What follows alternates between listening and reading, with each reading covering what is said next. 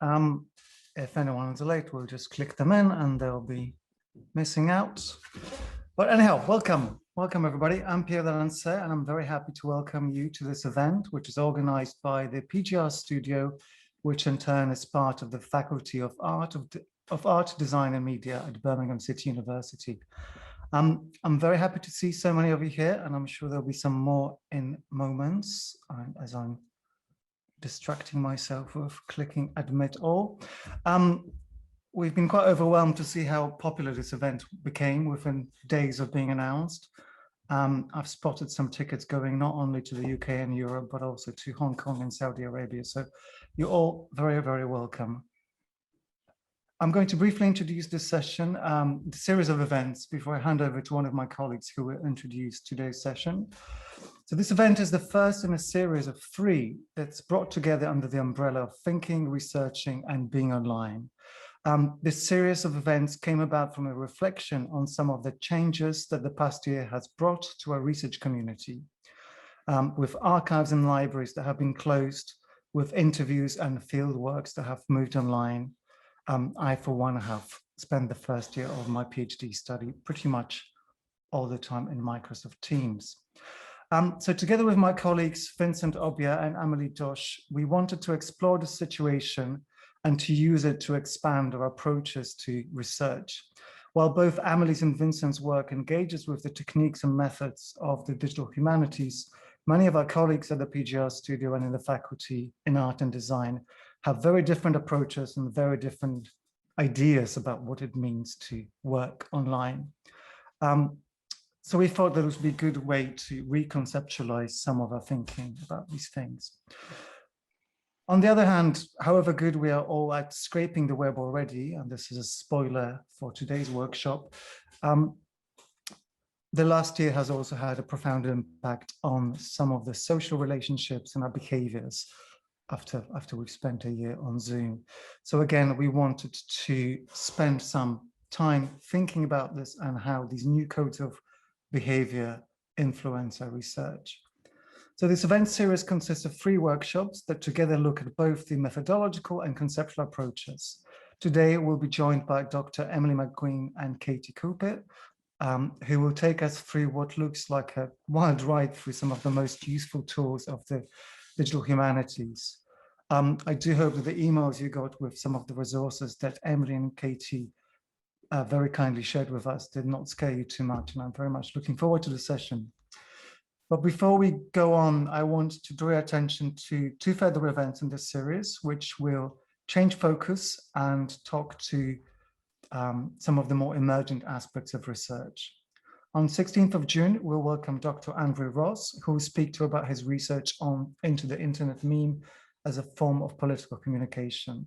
This workshop will demonstrate an analytical approach to the kind of data that we encounter online and their relevance to cultural analysis. A week later, on the 23rd of June, we'll be joined by Professor Jean-Rémy Lapierre, who will help us to explore the Zoom effects and to look at sentiment, emotional, and kinesis analysis of online research and communication. If you haven't got a ticket for these events yet, I'll drop a link into the chat in a moment. Finally, I want to thank the PGR Studio team, including Dr. Jacqueline Taylor and Dr. Corinne Wamba. And thank you indeed for coming. And I'm now going to hand over to my colleague Vincent, who will introduce Emily and Katie and today's sessions. Thank you, Pierre. So today's session on digital humanities handled by Dr. Emily McGinn and Katie Cooper. So just to introduce both of them. Dr. Emily McGinn is currently the head of digital humanities at the University of Georgia. She oversees the Wilson Center Digital Humanities Lab in a role that includes advising, consulting, and managing new digital projects, designing new digital humanities curriculum, and also outreach. Before this position, she was in the Council on Library and Information Resources and a postdoctoral fellow in digital humanities at Lafayette College. And also for Katie Cooper. Katie Cooper is currently a PhD candidate in linguistics at the University of Georgia, specializing in corpus linguistics and digital humanities. Her research is focused on analyzing language variation in English using digital tools. She currently works as a research assistant for the Digital Humanities Lab, sponsored by the Wilson Center for the Humanities and the Linguistic Atlas Project. So these are two able presenter handlers of the workshop for today. So you're in good hands. Since we have some of the best people who can handle the workshop, we again welcome you to this session today. For those who are just joining us, and those who are here, you can pop questions in the chat at any time, at any moment during the workshop. Feel free to, if you have a question, just pop them into the chat. Also keep yourselves muted, and note that the event is recorded and it's being streamed live. After the event, you get an email, a correspondence from us letting you know about how you can get access to the recording and any other database that you might require. So right now, I hand over to our able handlers for today, Dr. Emily McGinn and Katie Cooper.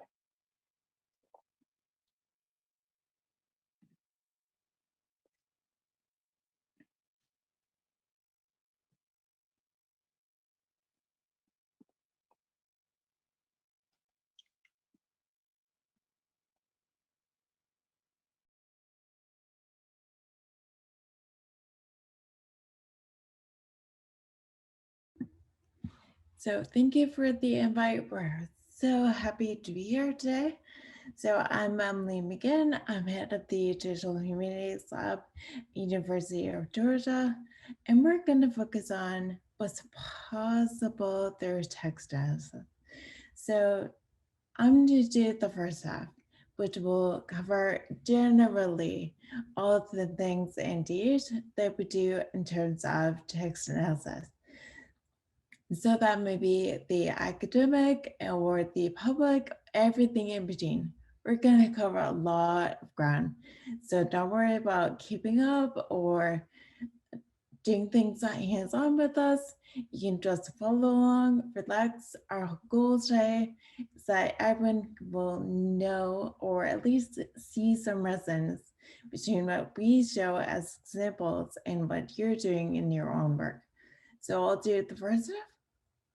And then Katie will do the hands-on portion in the second half, which will cover how to actually do some things that I'm talking about in the first half. So let me get started. I have a bunch of examples. I apologize. These are mostly American centric. So I'm sorry. I'll give you background for anything that you might need as we go. All right, so here is my favorite thing ever. So to me, this is the epitome of DH. So this is a ranking of rappers by the size of their vocabulary. So this chart shows every rapper, the first 35,000 words of their lyrical opus. So, and then they chart them from the lowest number of unique words, which is a proxy for vocabulary. How many unique words are used? So if you repeat things a lot, then you're like poor DMX, RIP, who's all the way over here. And then we have every member of Wu-Tang separately and collectively over here because they tend to tell stories or use more unique words, more different words. Therefore, in this measurement, they have a larger vocabulary. What you might not be able to see are these small gray lines, which are Herman Melville and Shakespeare. So putting them on the same graph starts to make us think about rap lyrics in a different way. Melville and Shakespeare are known for a huge vocabulary, so seeing this chart put next to these two great authors, we begin to see lyrics in a different way, as poetry, as art, and not just a musical form or something less than, but we start to see them in a different light. To me, this is what DH can do. If we start to look at data we're used to seeing in a different way, then we can start to change the narrative or ask different kinds of questions. So for everything, I look for this indeed. A good question and a way to change the narrative. So, as this poster shows, when we ask questions of data, it's really important to ask, what do we have and what's missing? In the previous slide, they had 35,000 words of their vocabulary. That's what they had. So you can't ask questions about speed or quality or clout or how famous they are, only about vocabulary. So this is really important to know what is in your data, what you can ask, and what you can responsibly ask. I mean, you could say, I like this rubber more than this one, but that is not within the realm of the data. So as we go through, as you think of these examples, think of your own project and what you can ask, what you should ask, and if you want to ask something different, what do you need to get? Right, so I'm gonna go through a lot of examples. So this one is from a history professor at UJ. So like every academic project, they started with a dusty box of forms under someone's desk that were long forgotten. So this professor found all these corners and quests from South Carolina from 1840 to 1880. They're a wealth of information. They have who died, how, when, of what, who they related to, or where were they killed, did they die? But all this information is locked in handwriting. So right now, we don't have a really good way to transcribe this, and Google cannot read handwriting. So there's no way a computer can just scan the internet and find this document. It's there, it's saved, it's preserved, but the computer can't read it. So how do we actually make that so we can use it? So this professor had a small team of people reading it with human eyes and then putting all the information into spreadsheets. I know y'all hate it, but Excel is key to everything. If you can make a spreadsheet, you can use almost anything. So this professor took all this data, took it from the handwriting, and put it into a form that the computer can understand and see and read. This way, in a spreadsheet, you can see like 43 people died of typhoid, but you could maybe remember, like I think I saw typhoid on form number 4372. But with an Excel sheet or transcribing this data, start to see patterns and really start to analyze what those patterns might mean in a way that wouldn't be possible with just a human reading every single page. So let's use the computer and leverage the power to recognize patterns and organize, and then use our human brain to analyze those results.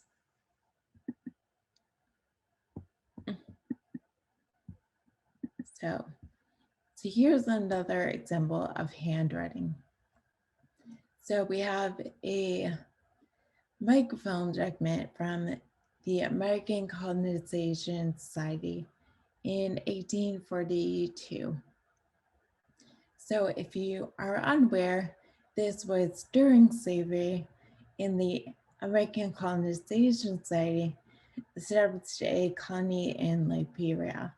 They were starting to send former slaves to establish a new colony in Africa. So essentially, go somewhere else, which was highly problematic and didn't last very long, but we have all their records. So again, they're saved, they're on microfilm, so we can't see them, but the computer cannot see them. So this fragment was a shipment vest, and it was super important, not only because it had the names of former slaves, but they had the blood relationships between those former slaves. So we transcribed the document, and then we are able to make this family tree of like who was related to who and how. And again, we can really see this without transcribing and recognizing all these patterns. And then we made this document searchable, so you can find it online. You can actually enter this search term and find this document. So even though we've had it and it's survived, it wasn't readable or findable. So we can do things with text, but we can also make it accessible and findable. All right, so in digital humanities, aside from history, we can do a ton of things using really free tools and simply an investigative mind.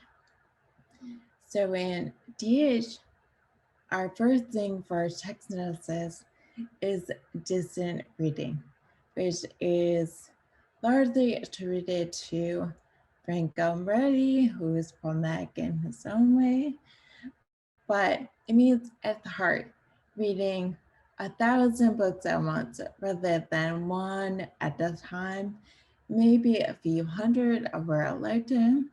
But again, how do you actually remember everything that was said? So with distant reading, we start to recognize patterns or authorship or functions of a genre, things we think we know. We know from like rough ideas, but through data, we can see if these hypotheses are correct. So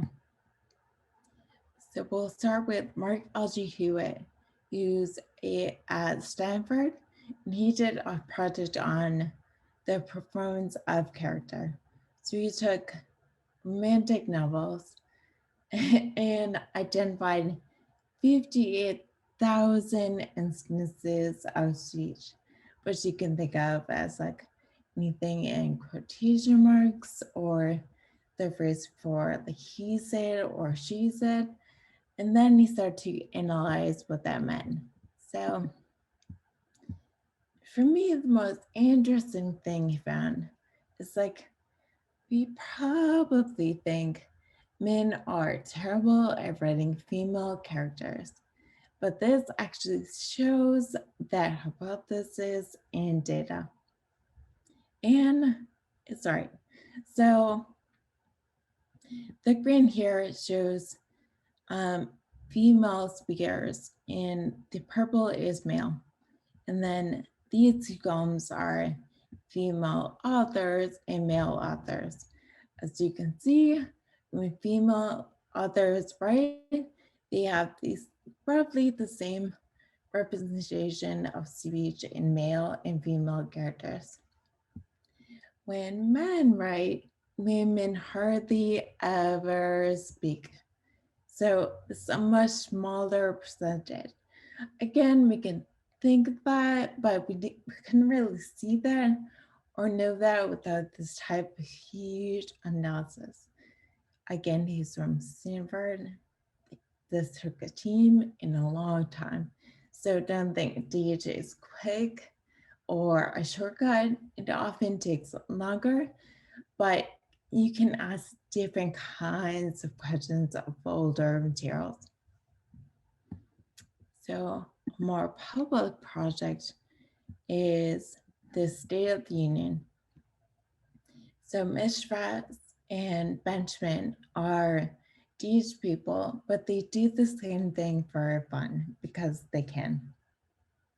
So for anyone non-US, the State of the Union is given once a year by the president, and it's a formal speech. So these two took all the transcripts of those speeches and put them together. And then with this tool, you can start to see which president said what when. So you can choose any word, and then it goes in order by president. And if you click on one, you can see exactly where they use the word. So my favorite word is God. So in the US, we have this narrative that the founding fathers founded a country based on religious or moral values. But if you look for the word God, you don't see that used until really Reagan. So until the 1980s, it's not used at all in the founding fathers' addresses. So this is really fun to just play with. You can start to see patterns in history where major words are, or major things happen. You can start to see that through text. However, again, we have to know our data. So this is just every speech is not normalized.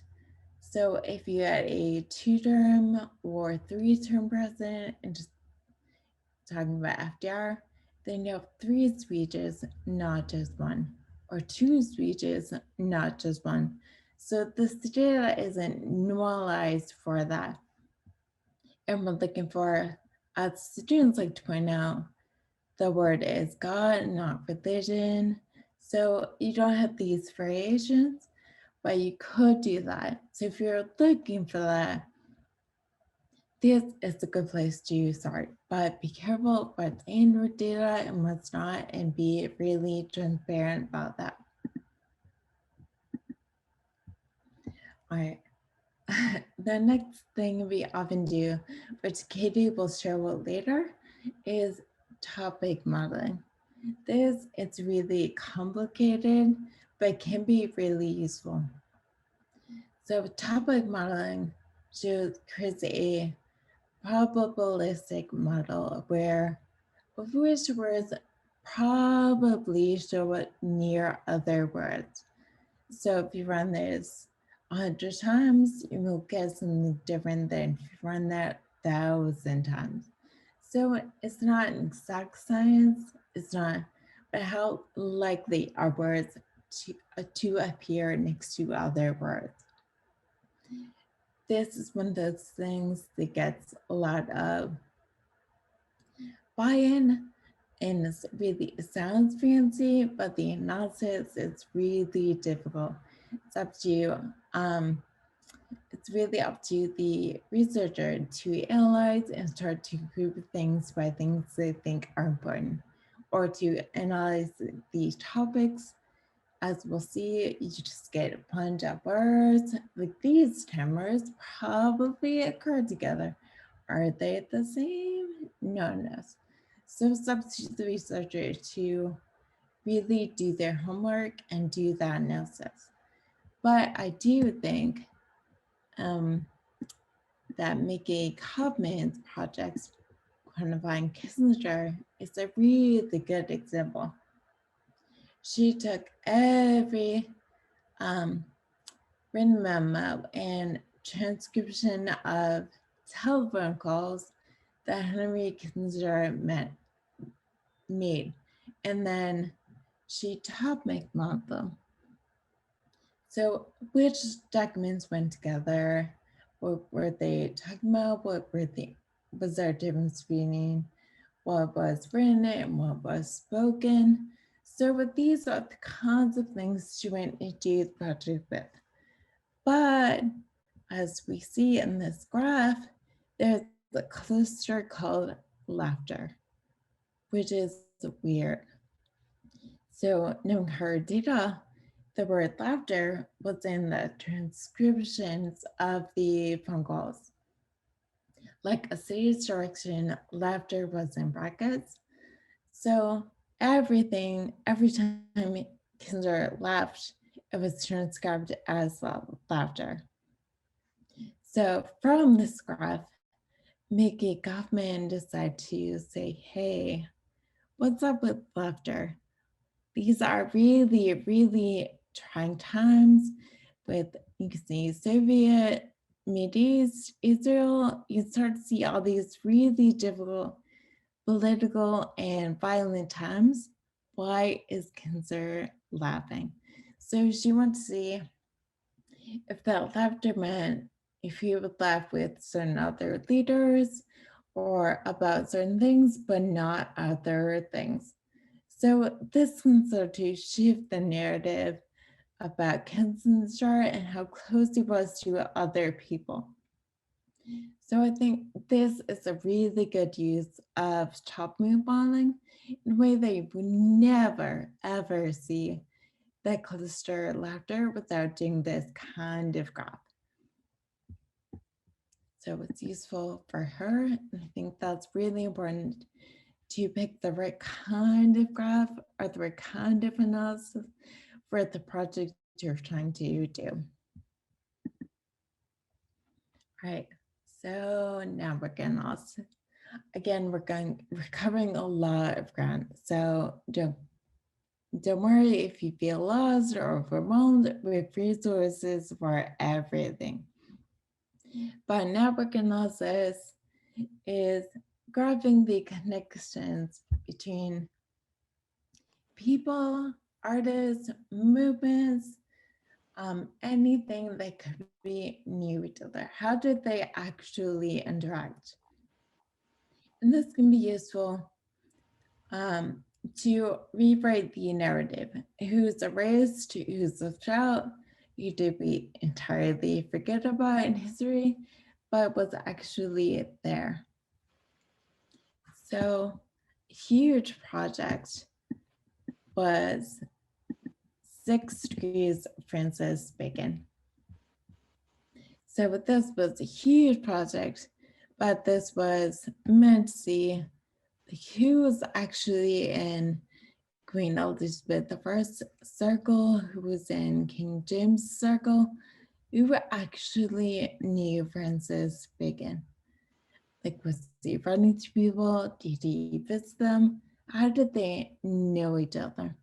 So with this giant graph, you can start to see like the people who actually were there, who witnessed history, who was a part of it, who we entirely forget existed. So this project is really good because it's from academics who contributed their knowledge, and they're really transparent about their data and their methods. So on the smaller scale, we did a network project of Mina Loy. She's an author who is just rediscovered as a modernist, but these professors went to see, she was actually in Paris, in New York, and in Rome when things were happening. So who does she know? How influential was she actually? Who influenced her? So we had 3 classes across 3 universities in 3 different cities, all collecting data about interactions, the bios, the history, and then Caleb Crumley, my former RA, and I cleaned all the data, made this huge chart of like Mina Loy in the center, and then everyone she interacted with. You can see this a little clearer here. So here's an interactive version of the same data. Again, that's really important to like build your data in something that can be transferred. So I use the same Excel sheets from one Cytoscape in the other to Onudo in this one. So being able to transfer, try to avoid building anything directly into a platform, but something you can transport to something else. But by doing this, you can see that John Cottrell knew everyone. And like we don't really, at least in the US, he's not a big part of the story. So we can start to rewrite what influential Lloyd was, but then how influential these other people actually were that we may not include in the major narrative about modernism or how it happened or who we feel knew. We can start to see this milieu in a different way.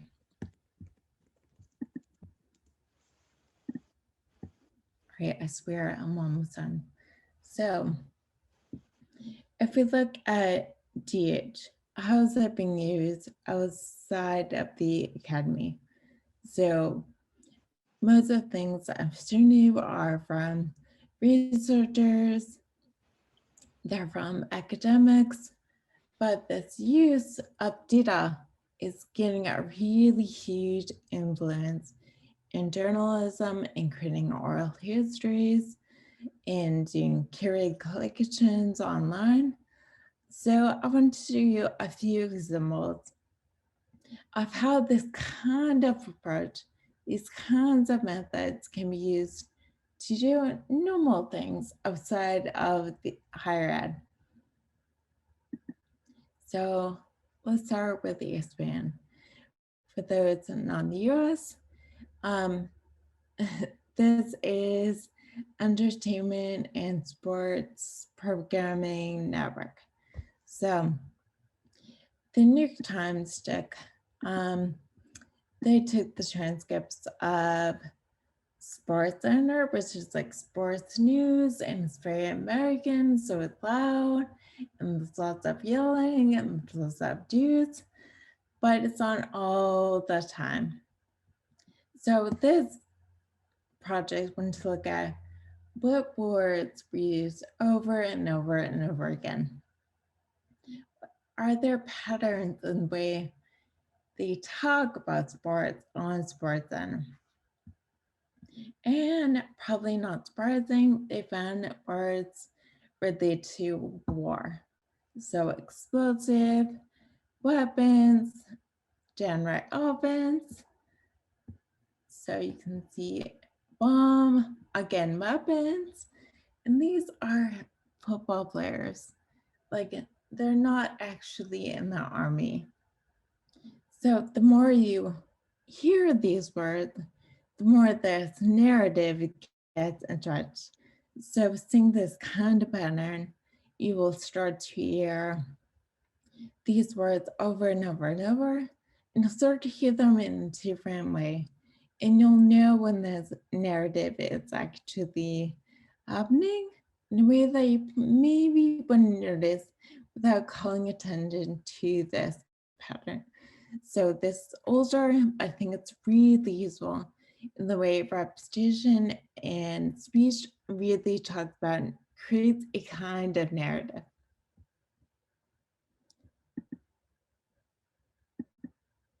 So more relevant to today is data journalism. So this story is about COVID-19, but it's done in a way that like creates context around the data. So all this on the left and all these diagrams are data points, but if we use this together with the story, we can then see the context and the narrative that emerges, and we start to make our own narrative in a way that's not really possible when you see all these huge numbers that don't really mean anything. But these stories, we start to see them all the time. From big places like the New York Times, it's from the Financial Times. So being able to integrate these maps and graphs and data directly into the story really changes the way we look at data and the way we look at stories. So we teach all my students to be suspicious of everything. So for something like this, anytime we see it, like where's this data from, who's making money, is there another kind of motive, or is this just for our information? So the more that they're transparent about the data, and then here you see a link to all the original reports and the data, then you can start to build your own narrative. I think this is, we see this more and more, and this will become the dominant way of telling stories. So, and finally, I have torn apart or sporados. This was created by volunteers during the Trump administration to figure out where exactly the ICE facilities were that were holding kids at the border. So no one just says, hey, we want to open here. But so these researchers use a really different kinds of data, but those all together to find where these places were. They went through deeds, they went through property records, they went through job advertisements like we're looking for guards, but they didn't say to watch children. So all of these small things added up to where these huge facilities were. So they were able to put all this data together. And then in the second iteration, they were able to see where the money was coming from, which representatives were getting money, which were giving money to ICE. So how does this work both politically and spatially and financially? And again, this was a huge effort by a lot of people with a lot of hands, but for a purpose that was beyond writing an article or I read aims of researching, but really for public awareness and knowledge of what is actually going on. So that can be a really powerful way to use data in a different way. Do start to ask questions and find ways to answer them. So if you take nothing else today, it's to start small. So any of these don't have to be flashy. They don't have to be huge projects. They can be small things. It doesn't have to be expensive. Everything I use and that Katie will show you are free. So we're looking for things that are existing platforms that help you get to the questions you want. We live in a day and age where there's more data than you could ever use. But if you know where to look, there's ways to analyze and collect this data that doesn't necessarily cost you money or anything other than your time. It doesn't have to be hard. So in Creative Origin, are starting with a web-based fun tools, which is no coding, super easy. You can paste text. I've even uploaded PDFs. You can use Word documents, just copy paste, and Katie will show you tons of ways you can visualize text. And that is totally free. It's accessible, it's easy to use, and there's no coding. But then, as you'll see later, you can step up. So if you start to see things and know you need to narrow in on something, you can start to use more complicated programs.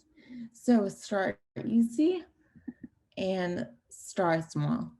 Measure your skills, be honest about what your skills are. I'm not a coder. I understand code, but I'm not gonna build anything. That's why I call Katie. So I can do analysis, but know what my limits are. So find a tool that matches what you want to know and what your skills are. So divide what you can do today, what you can do this week, what you can do next month. So break this huge project into small things you can actually finish and accomplish. And it's not that bad, I swear. Once you get into you'll find things in people like Katie and I. If it takes more than half an hour, we can find you a tool that will help you do what you need.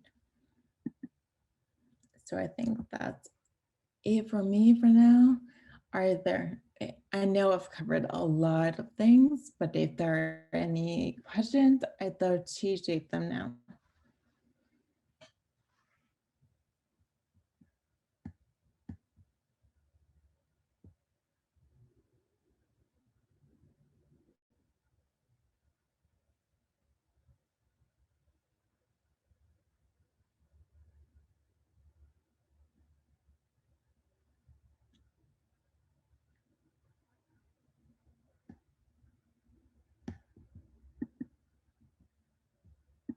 All right, so I'm not really seeing anything, so we're just going to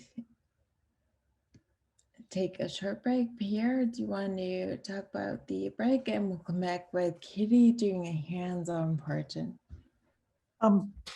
Yes, thank you so much for this, Emily. This has been fascinating, and I think for those of us who have worked in the art or design where things like corpus analysis and data analysis and data gathering doesn't necessarily look like this has been a fascinating introduction.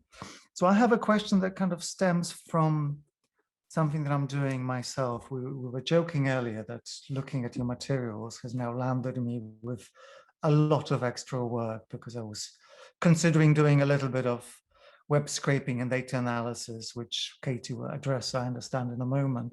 But I kind of have a question to do with appropriateness of methods and kind of how to approach digital humanities, and particularly the kind of more beautifully geeky and very straightforward looking in a certain way, very positivist, like we look at data. It's very different to how we approach the idea of data and the humanities generally.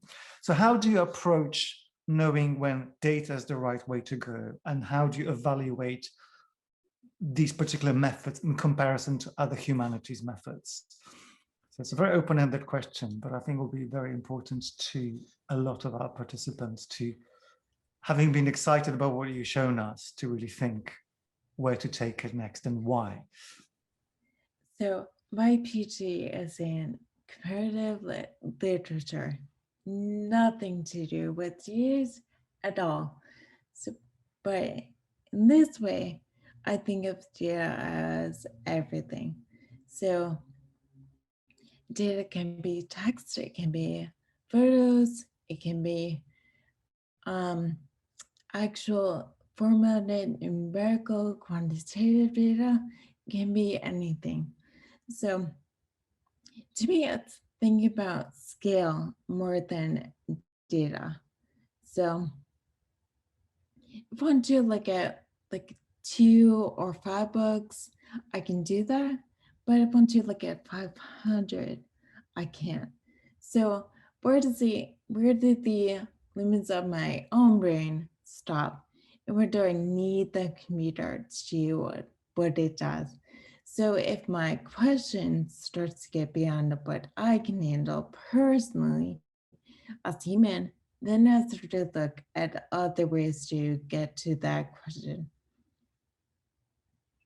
Does that kind of make sense? Oh, certainly it does. I mean, I think this question has also many other aspects. Like the quandary that I'm looking at now is to compare between insight that I could gain by other means And because, as I mentioned earlier, before coming to art, a long time ago, I trained as a scientist. I'm kind of suspicious of describing things just because I see them, but I'm at the same time suspicious of describing things just because a data sample of 200 tells me. So that's a kind of fascinating quandary that I think is at the center of the digital humanities. That again, you're playing between construction and, but there's always an element of interpretation, which I think you know. I think that's why it's so important you need both. So if you look at algorithms of progression or the new Jim code, all these kinds of ways to use data as objective are not really true. Like data is always constructed by humans. So being able to take the humanities brain and be like, hey, wait, this doesn't quite work. That's not how it's interpreted. What are you missing? What are you skipping? What are you leaving out? I think that eye of criticism is really, really necessary to anything based in objective data. So I think you need both to move back and forth between interpretation and quantification. So you need to play, that's why I ask my students to be suspicious. What did they see? What did they know? What should they know? That's brilliant. Thank you. We have a question from Yelena in the chat, which I think may be to do with Katie's part of the workshop, but let's go for it anyway. Do you know if the bookworm tool, the State of the Union representation, is temporarily or permanently offline? It seems to be inaccessible. So we're getting straight into it. I have no idea what the bookworm tool is, but maybe you could help us. The bookworm tool is older, someone not surprised it's offline. So Ben Schmidt's work I use because I can still see that. But yeah, I mean, that's the danger of using all these free or open source tools. If someone gets bored of it, don't want to support it any longer, it just stops working. So that's why for me, it's so important that your original work or your data or research is not built into a platform, but can be extracted and used somewhere else, because all these tools will eventually fail. In the internet time, I can only promise maybe 2 years, but not forever. And this is for sure the case with every other tool, commercial or otherwise. The number of things that are lost. I mean, some of us work with museum collections, and we know that preserving anything in a particular technology is a fool's game, essentially. I don't see any other questions unless anyone wants to pipe up straight away. You're welcome. You're welcome to. I think we were recommending that we should take. Oh, there is a very good question. Ohud is asking, how can we find an argument through the data, which is a meta question almost. That's my gold standard indeed. So I think with like the Consider project, so if you have all the data and then display that, use it as a step in your process before, so not visualizing what you already know, but going in with a hypothesis and think that's actually true. If not, what can you ask instead? Or how do you reframe what you're looking at?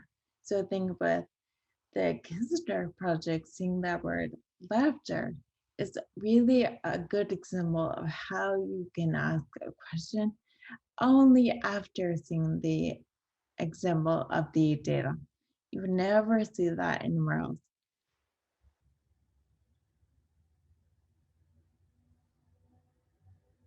Yeah, that's, I mean, I'm speaking as though I know anything about this particular practice, but for me, the parallel that we just see is in questions of everyday policy, the way that we talk to the kind of statistics and data that is presented to us. in the news, it is quite often comes across as though it is used to illustrate preconceived positions. And I guess that's a danger that all research has. You know, you can always find confirmation for your hypothesis if Right.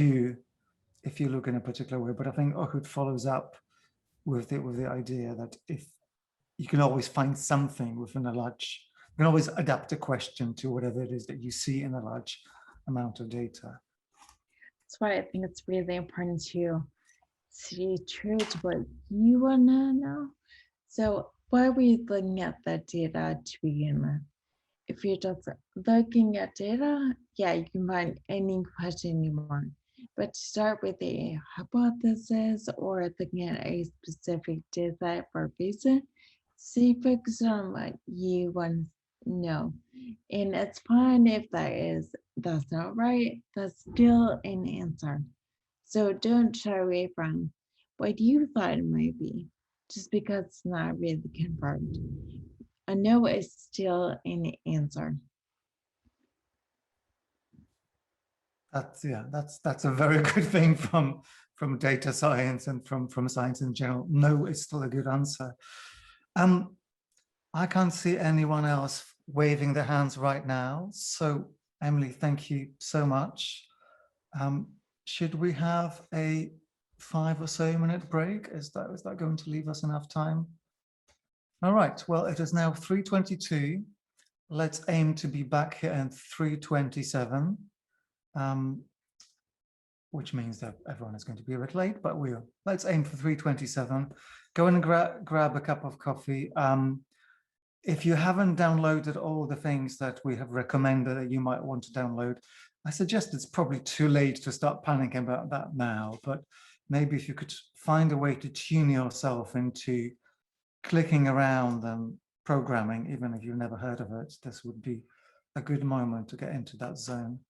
Thank you again, and I look forward to hearing from Katie in about 5 minutes.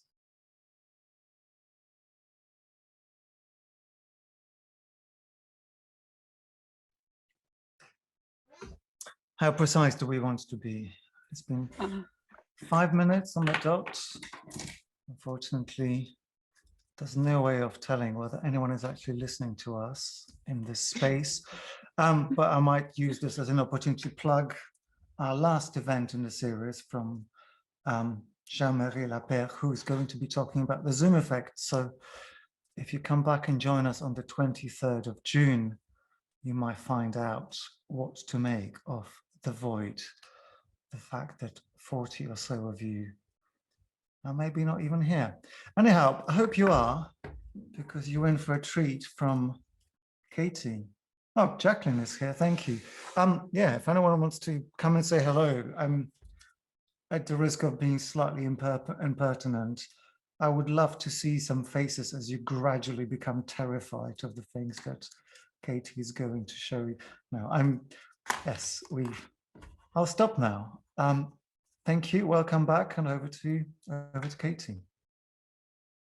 Thank you so much, and thanks everybody for joining in.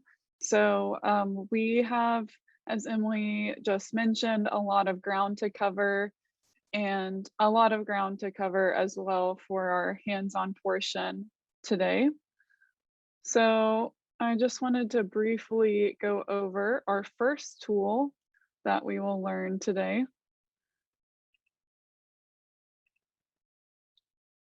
So the first tool we'll be using in our hands-on portion is called Voyant Tools, and it's really, really wonderful. It also doesn't require any programming.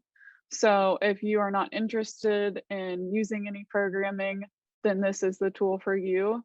This is also, Emily and I love to refer to this as sort of the gateway drug tool into programming and into text analysis, because it's so user-friendly and it has so many options.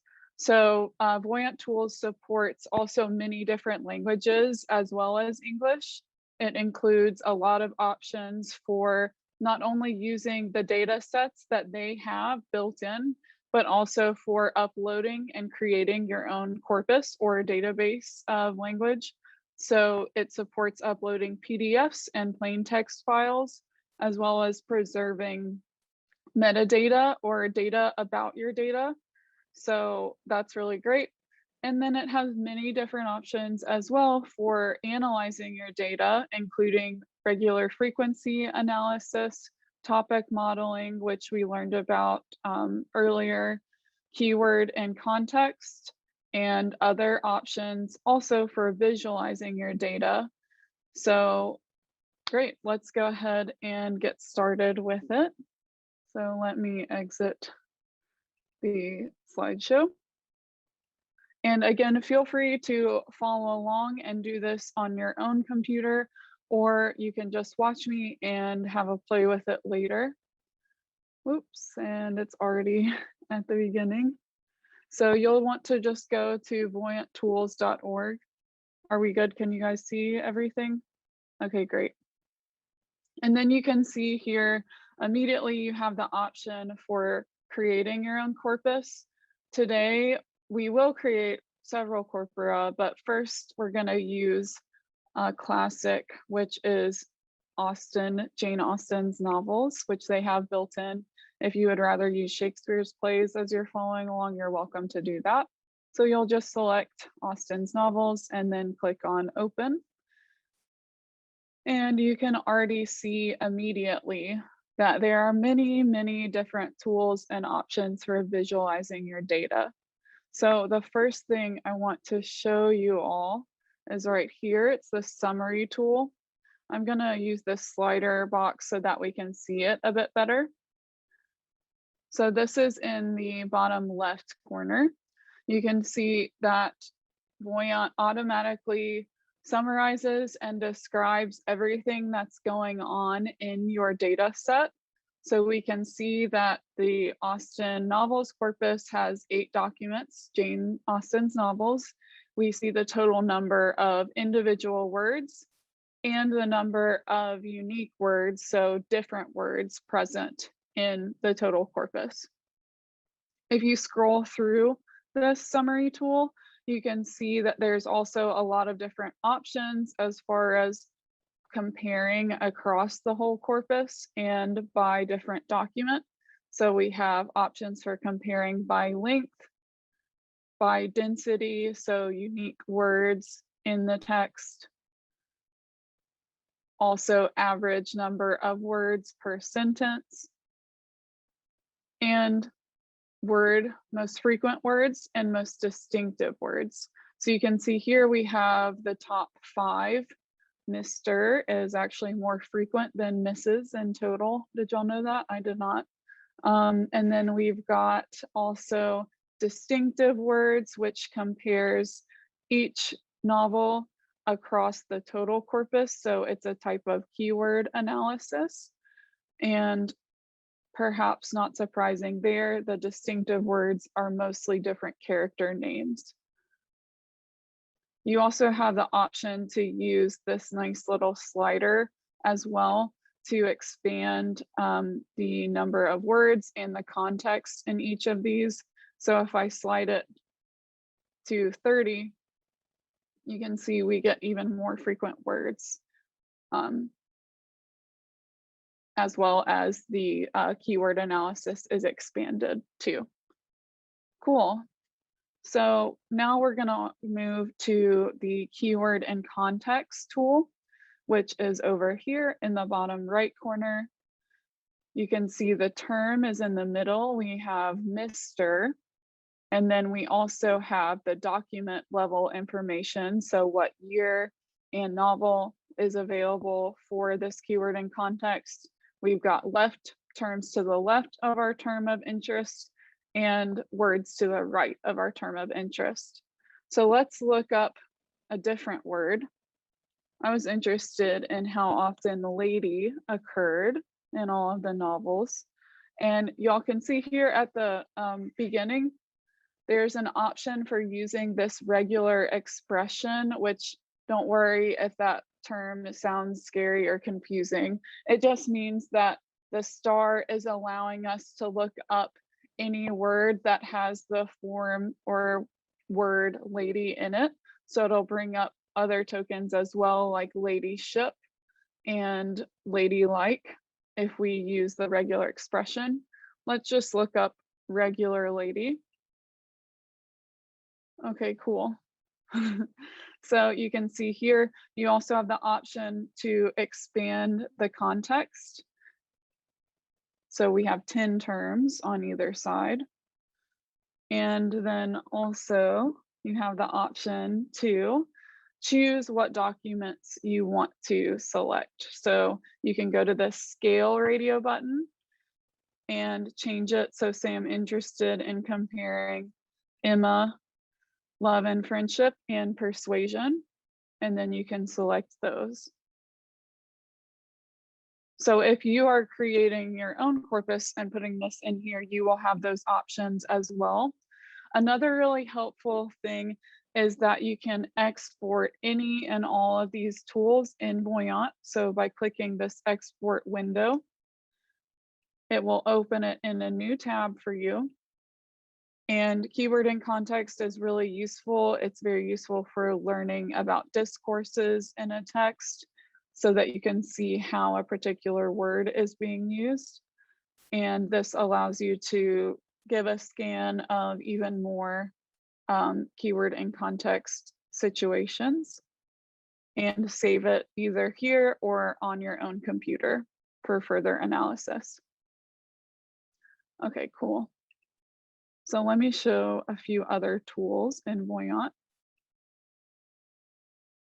Over here in this left upper corner, we have the Cirrus tool, which is just a fancy name for a word cloud, which shows us basically different word frequencies in the corpus. So we can expand the number of terms.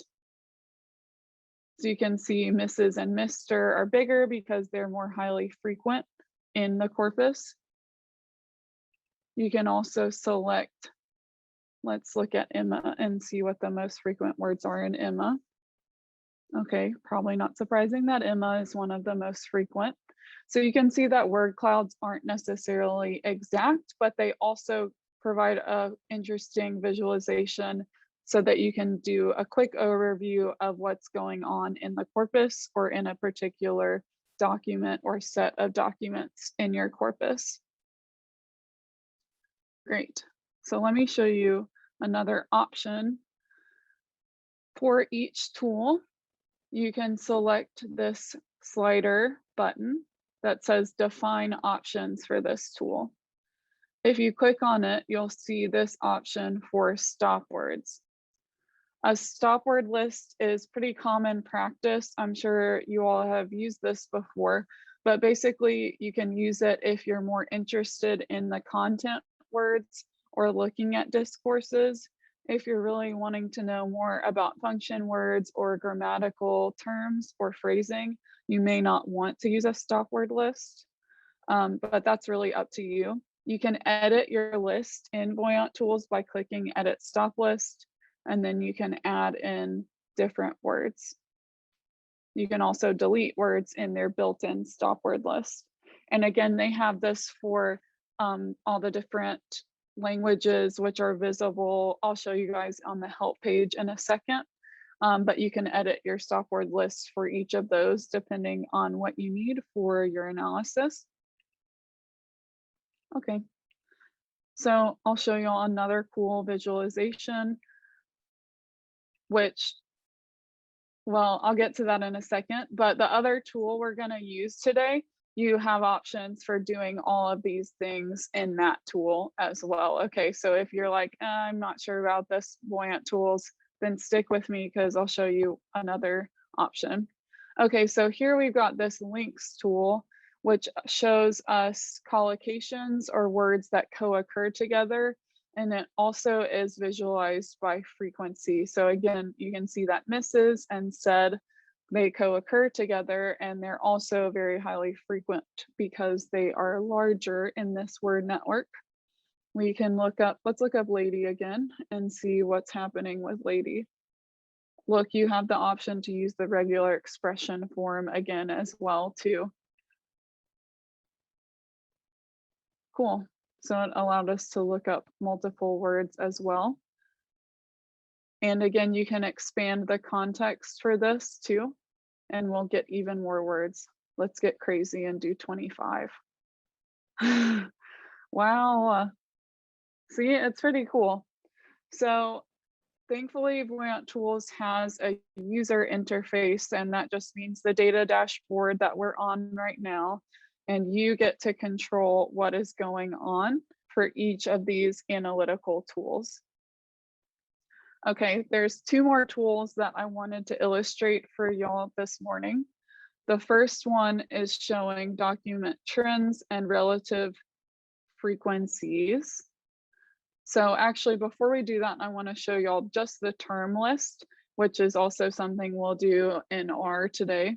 So this shows us the most frequent terms across the whole corpus. You can also adjust it to show it for particular documents you're interested in. And again, you can also adjust it based on the stop words. If you click into count, you can also decide how you want to sort the data. If you click into trend, you can decide what other types of analyses you want to include. So you can include this comparison option, the relativized frequencies, which just is based off the total number of words in each document, or just the regular counts. So now we'll look at this trends, which visualizes it. And you can also look up a particular word in the trends box. So why not look for lady once again? Okay, cool. So you see here, we've got the relativized frequencies of lady in each document, and also over time of when each novel was published. So you can see the earliest novel is right here. Okay, you can also adjust what type of graph you want to see using this display button. So we've got area, columns, line, and stacked bar. You may want to play with those too, especially if you're interested in looking at comparing different words over time or in different documents in your corpus. Great. And then the last tool that I wanted to show you in Voyant is for topic modeling. So topic modeling is based on probabilistic modeling. It's kind of a fancy way of just saying that we want to look at what words group together and form different topics in a corpus or a set of documents. So we'll go to this window pane. For each of these, you have the window pane, and that will allow you to select a different tool to view. So we'll go to grid tools and then scroll down to topics. That will pull up topic modeling. Again, I'll expand this so we can see it better. Okay, and that was really fast. This is actually a lot faster than other ways of doing topic modeling. If you're interested in some of those tools, we can definitely talk about that too. But look, we can see here both a visualization of the scores and the different terms associated with different topic groups. But this also underscores something that Emily pointed out, which is the very important role of you as the researcher in interpreting these tools. So not just with topic modeling, but with each of these, it's up to you to decide how these answer or maybe don't answer your research questions or fit in with your hypotheses. And with topic modeling in particular, it's up to you to interpret what these different topics are. So you can see here, we've got different options for adjusting the number of terms in each topic group. That just means words. So we could do 5 if the slider will let me. Okay, we'll just do 6. And then we can also change the number of topics. So this is based off of a type of probability modeling called latent Dirichlet allocation. That's just a fancy term for how they're doing all of the math behind this. But because it's based on probabilities, the output is not going to be the same, and it will change for the number of times that it's running. So we can make it run again. It runs 100 times by default. Okay, so you can see that most of these have different characters grouped in with the topics. Another one we've got, let's see, house, father, and told grouped together. So it's really up to you to decide what these groups are and what the different topics are. For a full list of the different tools in Voyant, you can go here to guide/tools. Let me send it.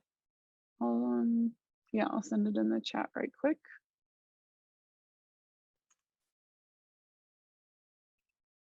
And you can see that there are so many different options and even more options for visualizations than we went over just now.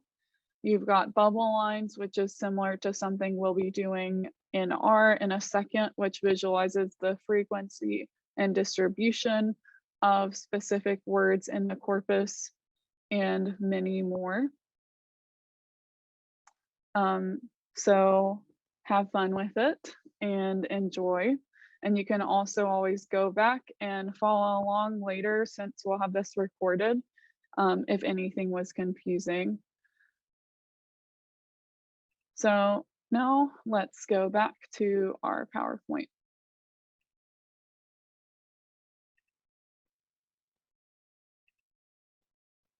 So this illustrates a big difference between the way that the data is both structured and stored in the two tools we'll be using to analyze and get data today.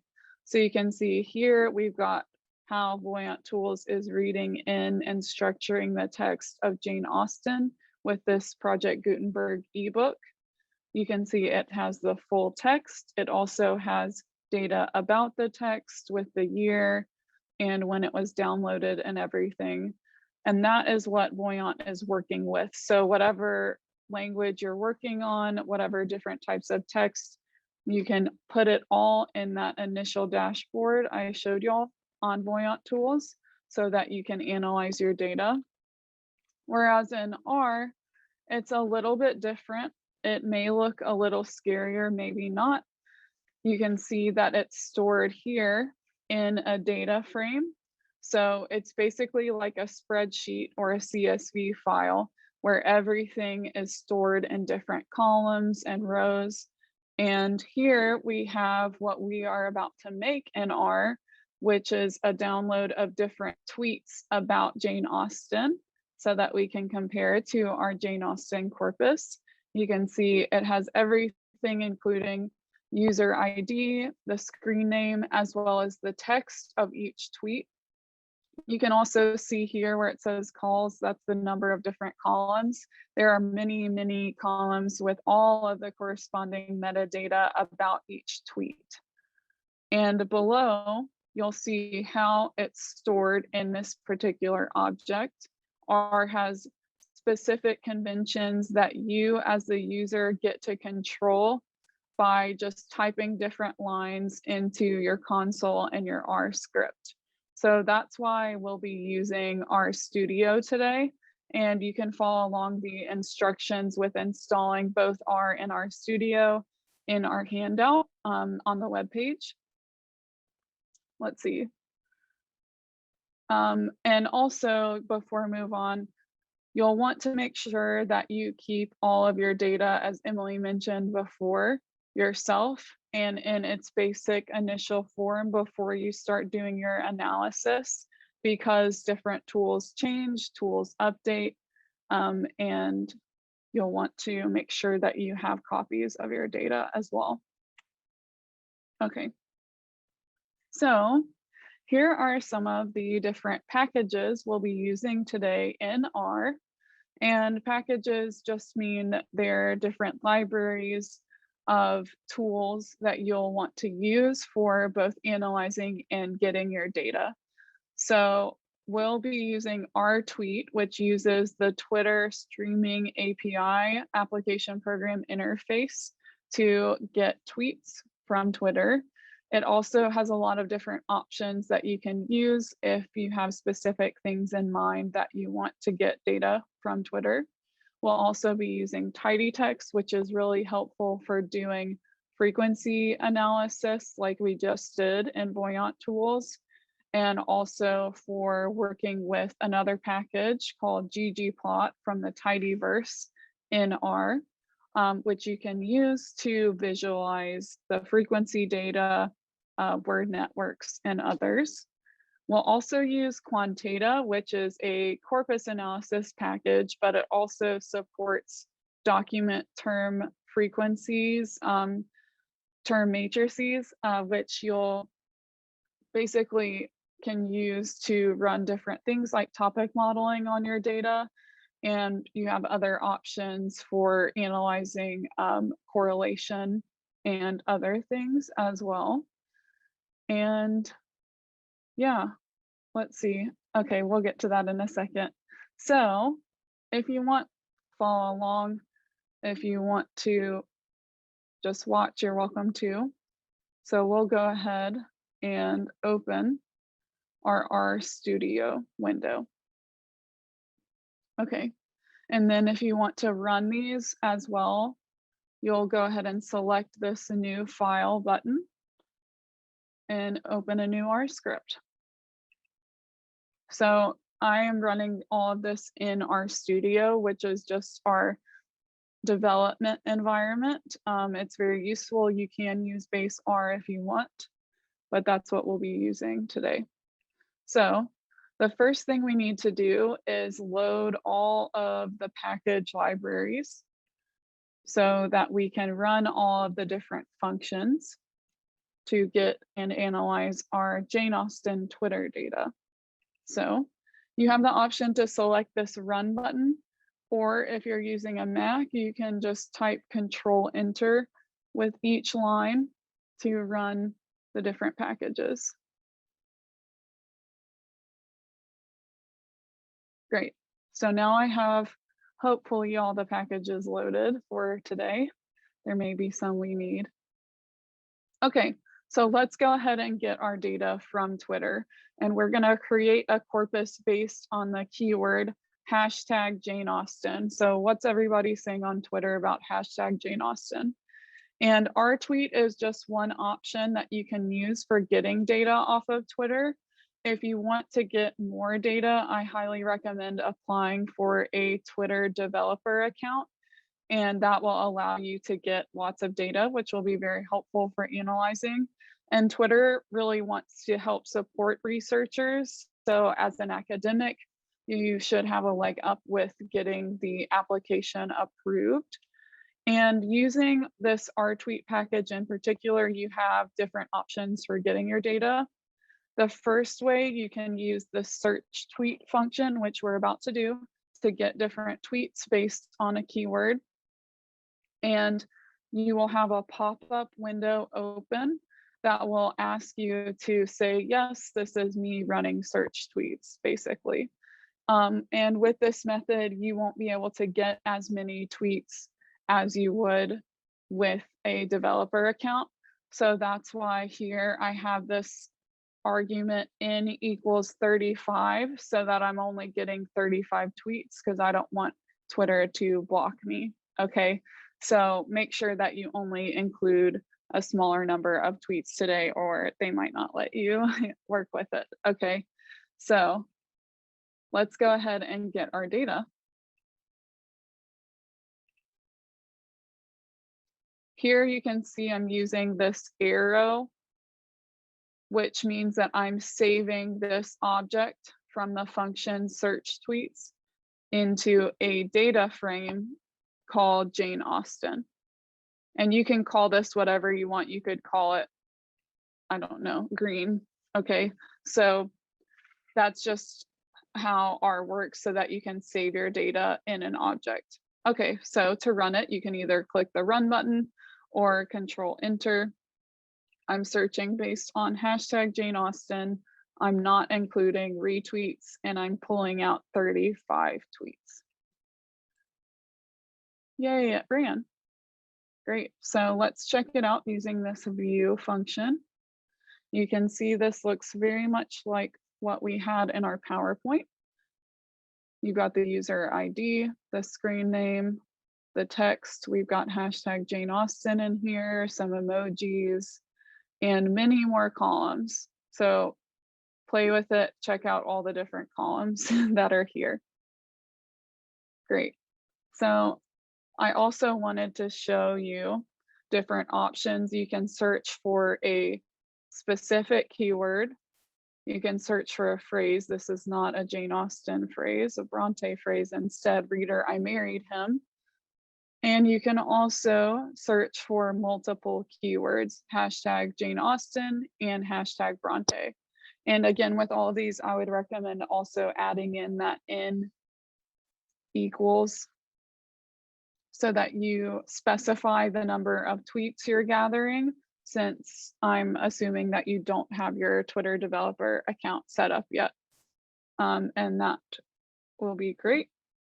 So let's keep playing with our hashtag Jane Austen data set. So you can use this to get at the number of different either locations or usernames or whatever you're interested in, the columns of the metadata or data about your Twitter data. So let's get the number of unique locations. Okay, so 23 different locations in our data set this morning, or afternoon, maybe I should say. It's morning over here. Okay, so then we can use ggplot to plot the different locations.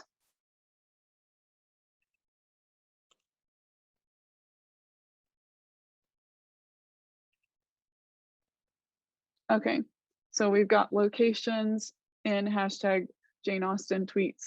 These look like they are self-selected or created locations. We have a location that's, I believe our adventure through time has taken a most serious turn. I don't know if you all can see that. And some of these also don't have the location labeled. And this is just kind of how it goes with working with data, especially data scraped from the web. It's just, you don't know what you're gonna get, and you have to do a lot of different filtering and inspecting of the data so that you can analyze it well. Okay, so now we will do some basic frequency analysis and also use stop words just like we did in Voyant tools.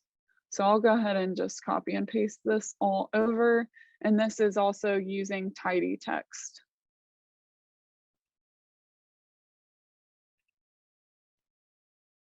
Okay. So the first thing we're gonna use is a really great function from tidy text called unnest tokens.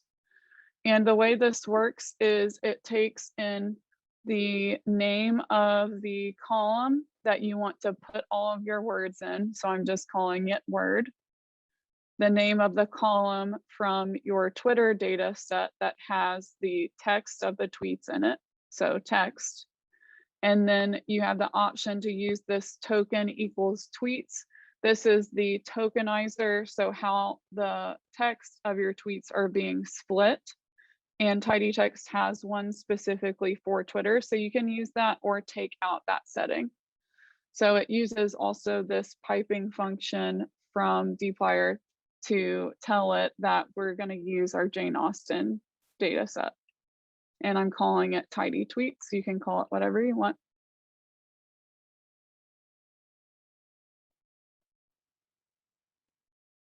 Great, let's check it out.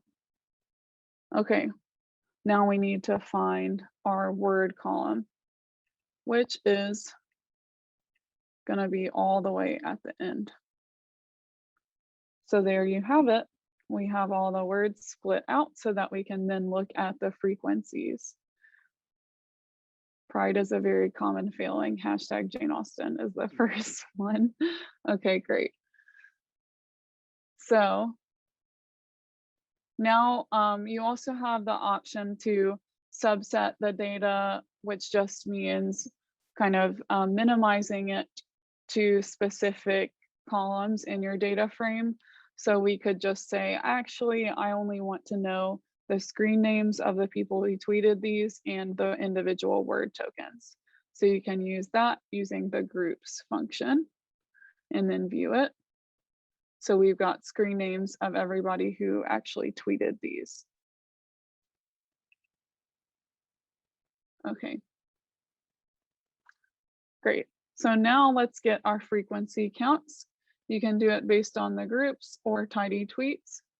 And then you can also just view it in your console down here by typing the name of the data object, or you can wrap it in this view function. So either way, you'll see the output. Okay, so maybe not surprising, hashtag Jane Austen is the most frequent term. And then we've got the, a, of, to, and so on. So you can see that we have a lot of words that are grammatical and like the, of, to, and. So if you're not interested in those, which a lot of people aren't, you can use this stop words function, which is also from tidy text and uses an English stop word list from tidy text. There's also options in R for lots of different languages with built-in stop words, so you don't have to make one on your own. And this also lower cases everything for us too. So we'll run that and then we'll count the results with the stop words implemented. Okay, hashtag Jane Austen, Jane. We've got hashtag Mr. Darcy up in there and also hashtag books. So that's pretty cool. And y'all could imagine if our data set was much larger, there would be even more frequent content words in here to analyze. So now we can plot it. You can also adjust the frequency of the words using this in greater than 1. And you can change the title here. We're using ggplot, which is a really great visualization tool, and it works by layering different elements, okay? And you layer them by using this plus syntax. So we're gonna use and plot our data set that includes the stop words. All right, let's check it out. Cool.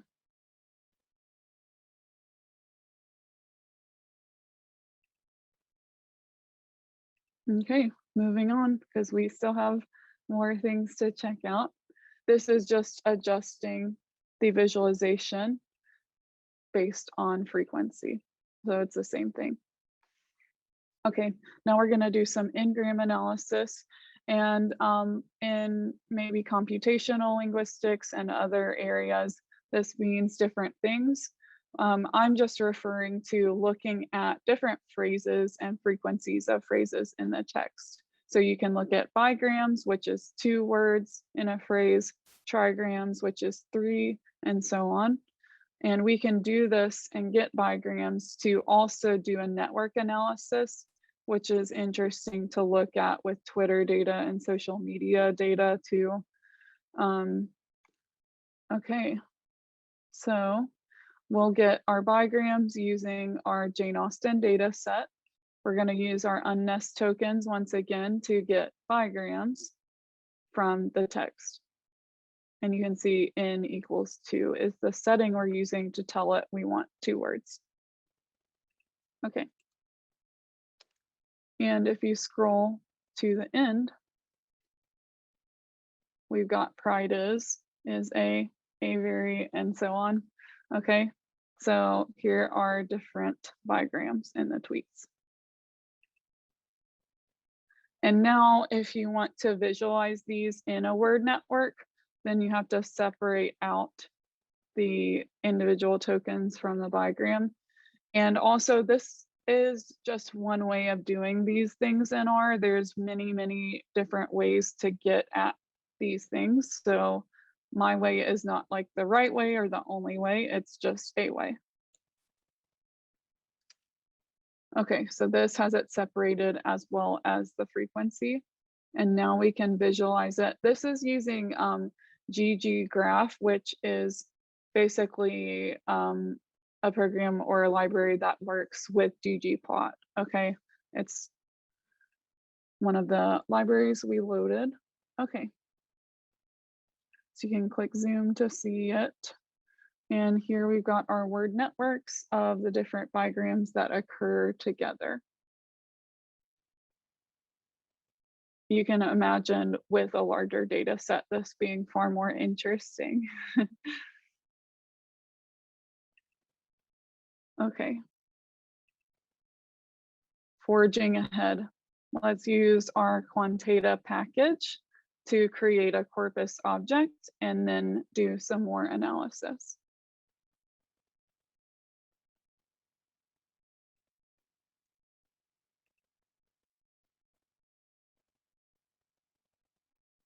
Okay, so you will use this function called corpus, which creates a quantata corpus object out of your data frame.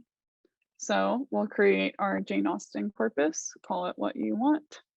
And then you can use this summary function to ask quantata to tell us about what's in the corpus. And because of how it prints out in the console and includes all of those columns of metadata, there's a lot to scroll through here. You can see the URLs that are included, the actual text of the tweets, the usernames, and so on. So all of this stuff. But if we get to the top where I'm trying to get to, you'll see it also will tell us the number of tokens in each tweet, the number of unique words, and the number of sentences, which is very similar to the document summary tool in Voyant tools.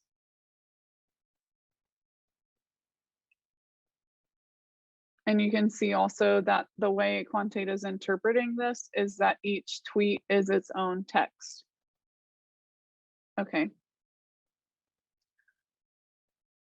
So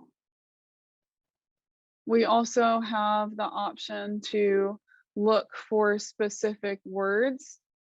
So we could look for Jane, and you can look for it in the corpus object itself, or ask Quantata to split it up into individual words, which is what this tokens function is doing.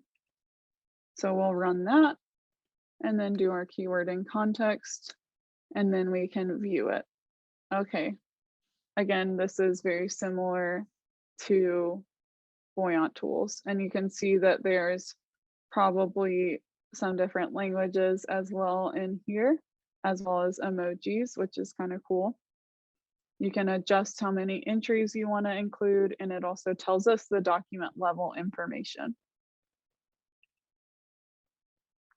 You can also search for multiple words using this C with the words in here.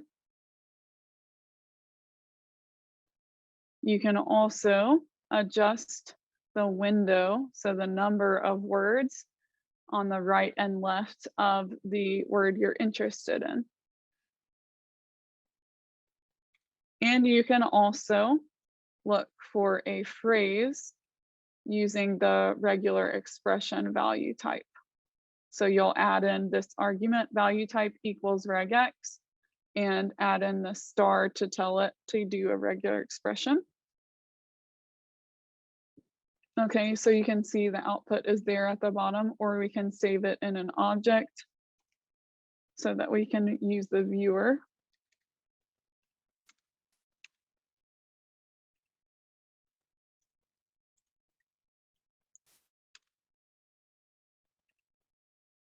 Cool, so we've got hashtag Jane Austen, Jane, and some more.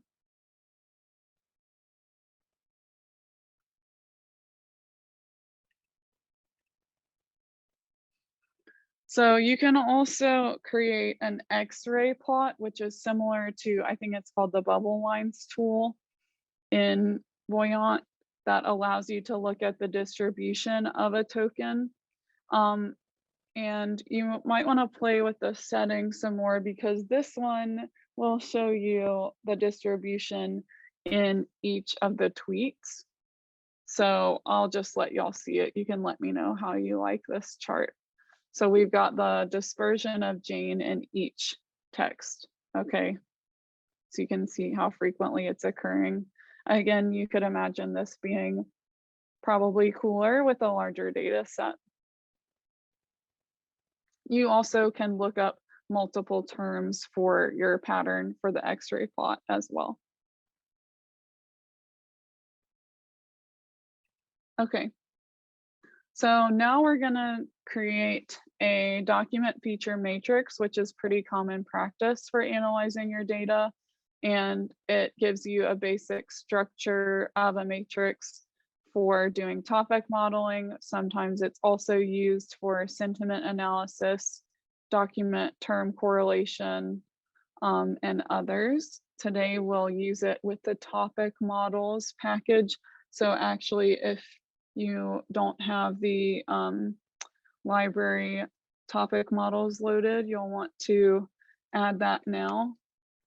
And actually, I forgot to mention as well, if none of these packages are installed yet, you'll use this syntax install.packages and then the name of the package in the quotes, and run that, and then you can load the package. I already have it installed, so I'll just run it to bring us the library. So first we'll create our document feature matrix, and I'll show you again some more options for it. Oh yeah, and then we get to make a word cloud in R. So we'll use this DFM function on our Jane corpus. You have the option to remove the stop words using Quantata's built-in stop words. You can apply it to different languages that Quantata supports. And you have the option to remove punctuation or not using true or false here. So we'll run that. And you can also use that to get the top most frequent features. So let's look at the top 10 features, adjusting this number here depending on how many you want to inspect. Okay, again, hashtag Jane Austen and hashtag Mr. Darcy are up there. And now let's create our word cloud. So you can subset the corpus. I'm just going to do higher than 2. You can remove stop words or not, and then use this text plot word cloud from Quantata on the DFM. Cool, so this is just the initial word cloud. You can see that it doesn't have as many colors as are present in Voyant, so we can adjust that to whatever you want to use here. And you can also adjust the minimum count of words. So I'll still do just 2. Okay. So definitely play with that, play with the different colors to create a word cloud that you like. And now we'll do some topic modeling with Quantata. This is the package we're using, uses the same method, the LDA method, to output different terms in topic groups. You can tell it how many topic groups you're interested in. We're using, we're going to try and get 20, which this is a smaller data set, so we'll see how that goes. So the first thing we need to do is create our adjusted document feature matrix. So let's see, did we? Yeah, okay. So we're using the original document feature matrix that we just made. We're telling it the minimum term frequency and the maximum document frequency. So I'm gonna actually adjust that. Let's see.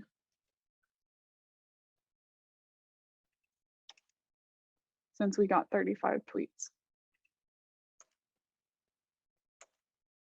So you can see this is the different features for each group of just the document feature matrix.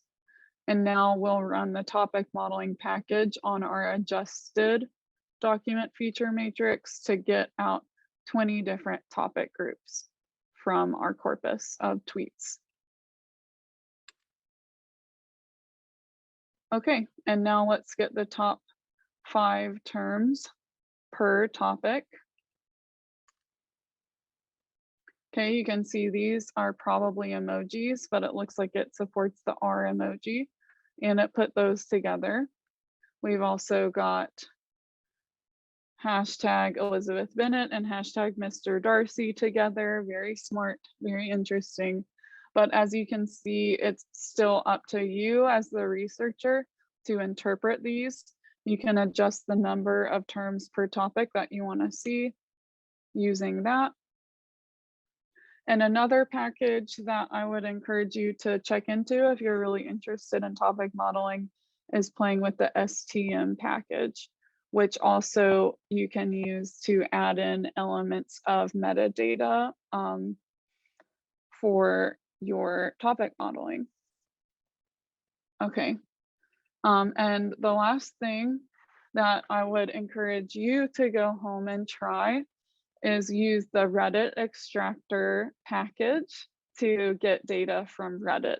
And this works in the same way as the Twitter package using the API, but the maximum right now is only 500 comments per thread. I don't know if they have a researcher developer account that you can apply for similar to the Twitter. I'm not sure. So you can check into that for sure and play with this. And I have the code for you to also turn it into a quantata corpus object as well and test the different functions that we did on our Twitter corpus. Okay, so now we will return to the PowerPoint and go over a few more things.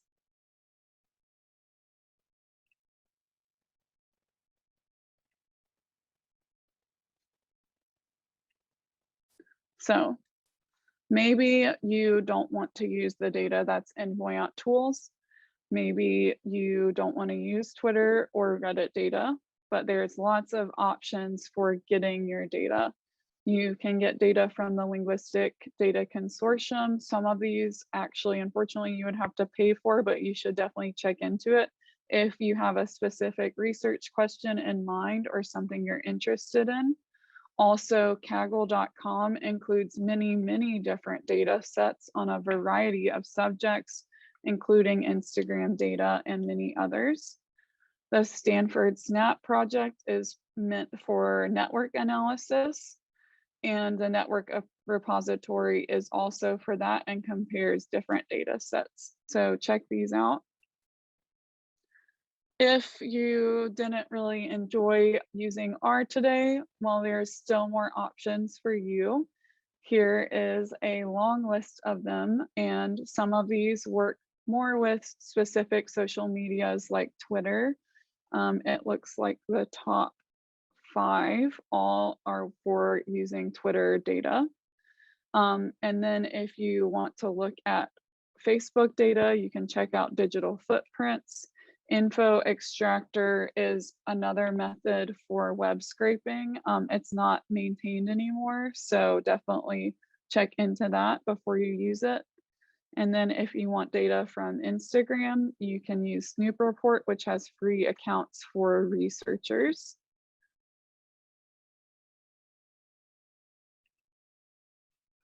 If you are enjoying R, I would also recommend checking out from these different package options.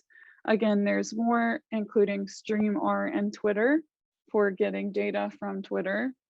You can also get data from our Facebook and InstaR, but again, I think a lot of these require an approved developer account to get data, and there's even more restrictions on privacy and everything than there used to be, so definitely play with it.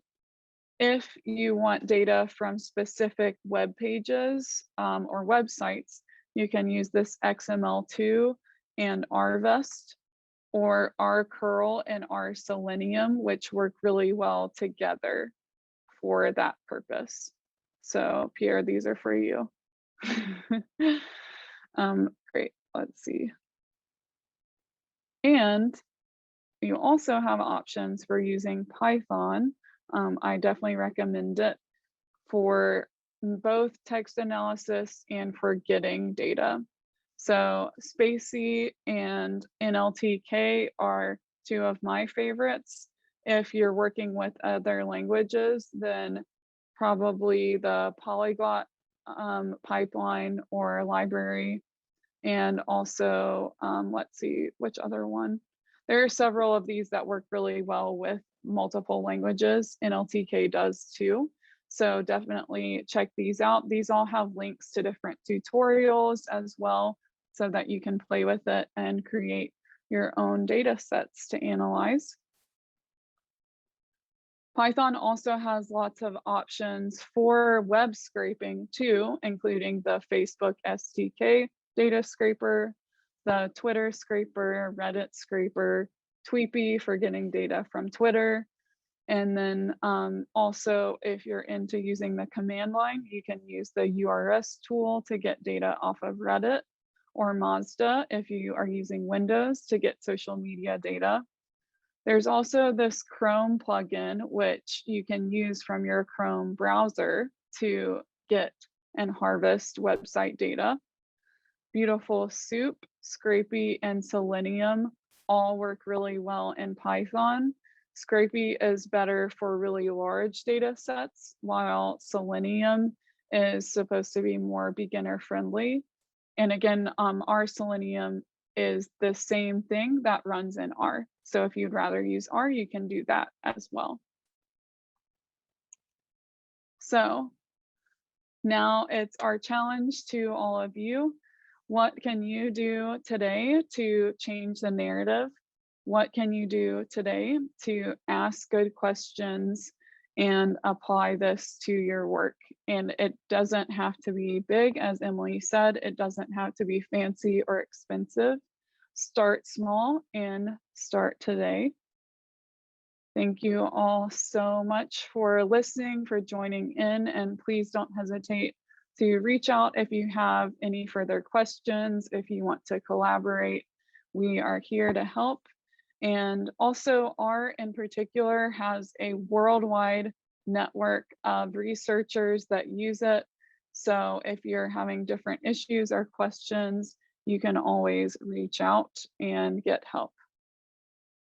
So if anybody has any questions for me or for Emily, please let me know. Katie, thank you so much. This has been quite a wild ride. Vincent, I see, is clapping because I have a feeling that he either knows everything that you've told him, or you have just done his PhD for him. So maybe, of course, we'd like to invite questions, and please do not feel bad about asking things that are either basic or just, if you want to say what the hell was any of this about. I think that's also a perfectly legitimate question. Yes. I think your last prompt, Katie, was particularly good to make us think about how we would do things. And if I can maybe kind of speculate, I mean, we haven't planned this, but maybe if I just tell you a couple of things that I've been trying to do, and you could maybe like run through a couple of sentences of approaches that you have taken today that might be useful. And I'll try to start with a joke that maybe you don't have an answer for. It's not necessarily analysis, but for a while I've been meaning to set up a Twitter bot that goes through the craziness of scholarship on Foucault, the father of power knowledge, and someone who I was hoping I would never have to cite, but I have unfortunately found myself doing already in a text. So I wanted to set up a Twitter bot that would go for the entire dictionary and then go through Google Scholar and look for scholarship on Foucault and aardvark, Foucault and bees, and then somehow let me help make a joke out of this, just retweet these kind of things. Now, this is a completely trivial thing to do, but maybe you could use this as an example of thinking like, how a database like Google Scholar as a corpus, how an API could be accessed. And I don't know that you have a good, whether this is useful as a teaching prompt at all, but it's just one of the things that I've been sitting on, that I've been wondering how any of the approaches that you've just talked about could be useful in.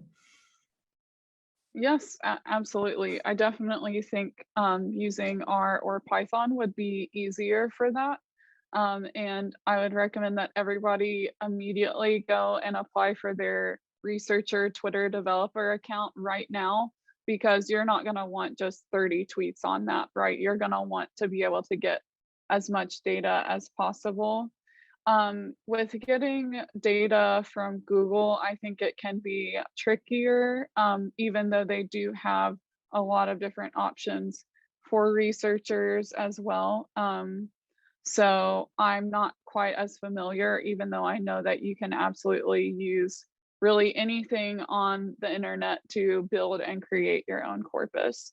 But yeah, absolutely, you can use the methods that we did today, and then a little bit more coding to get it to output the kinds of things that you're wanting to do. That's definitely possible.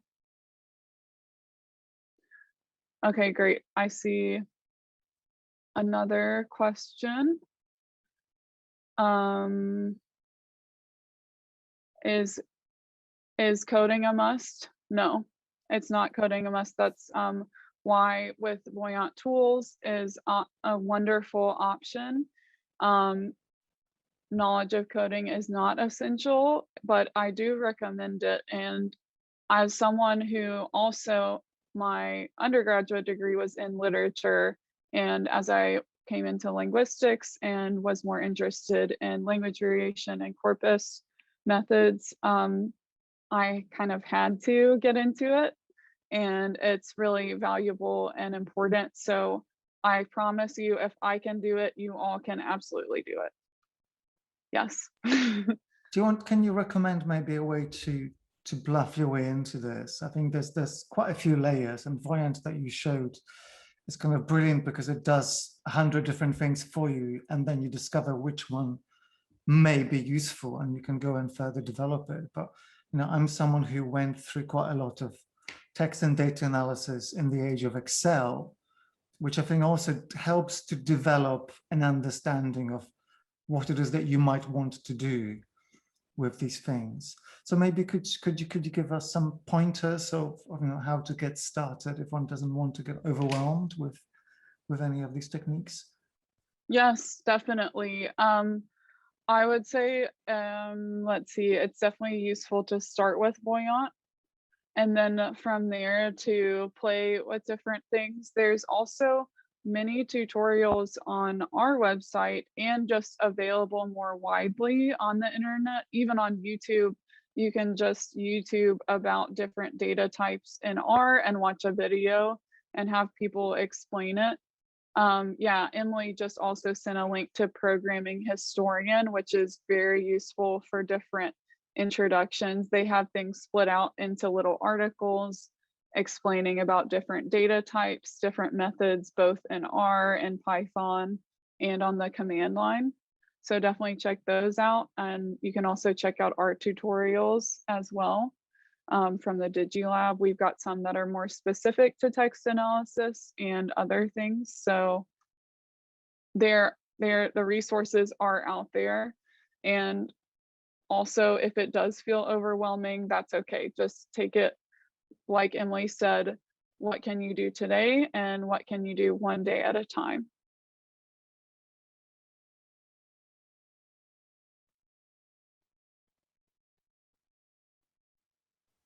One day at a time also happens to be the motto of yet another self-help group with, of course, I'm talking about Academics Anonymous.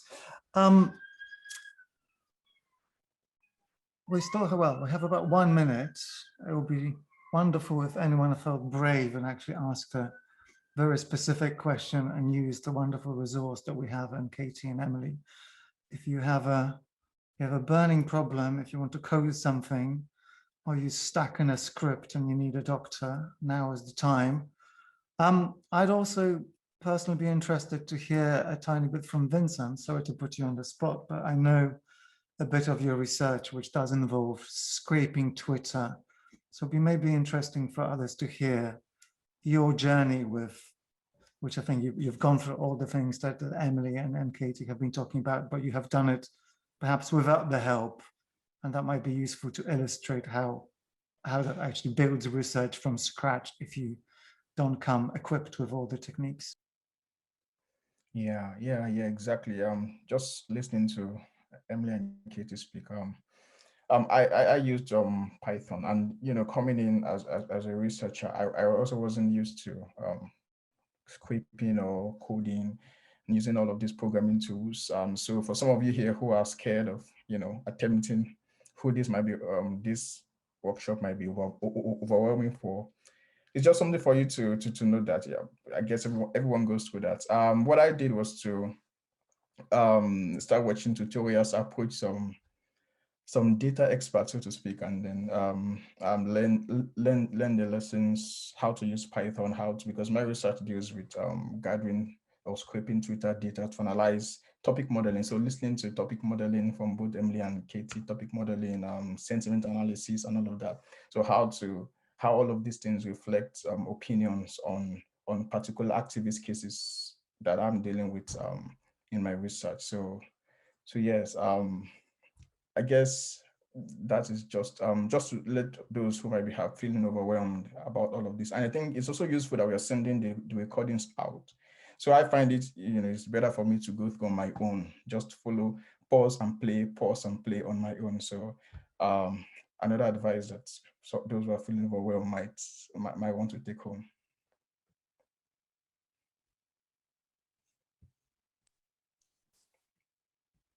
You have a question from Juliana as well. Guys, by all means, if you just want to speak out, then you get more out of this. But if I try to read out Juliana's question, for many of us in literary studies who know nothing about Python and others apart from Windows and Word, where should we begin a journey into the digital humanities? Well, I think the answer that was advocated for was Voyant, but Emily. Yeah, because Voyant uses copy paste. So I've used that to analyze like my students' essays, if they have repeatable mistakes. I use it for my own writing. So if I apparently use Word though way too often. So just from there, all you have to do is copy paste from Word. Or you can upload like 47 Word files. So I think that for us is an easy, a fast way to start and see what you really want to do. You won't want to do everything.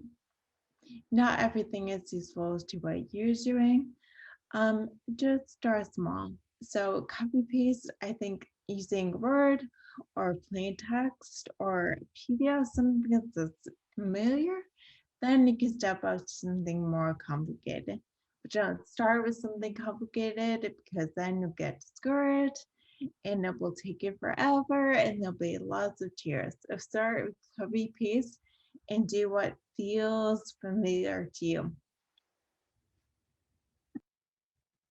Yeah, certainly, I would second that. Again, I'm not a digital humanities expert, but this kind of practice of copying a long list of things from a website, cleaning it up with a search and replace in Word, getting it into Excel until suddenly it presents something that you can read a very simple analysis into. That's incredibly encouraging.